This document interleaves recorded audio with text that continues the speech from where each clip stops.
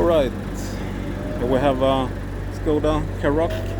It's a 2018 years model, and we're gonna find out where the OBD port location is on this one.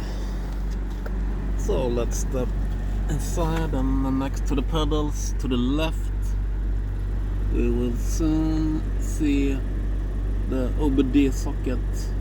So that's where you plug in the OBD scanner, and after that you can read any possible error codes or any other message from the car.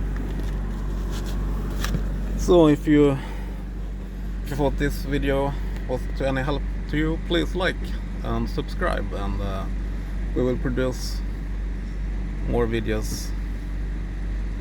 Thank you. Bye bye.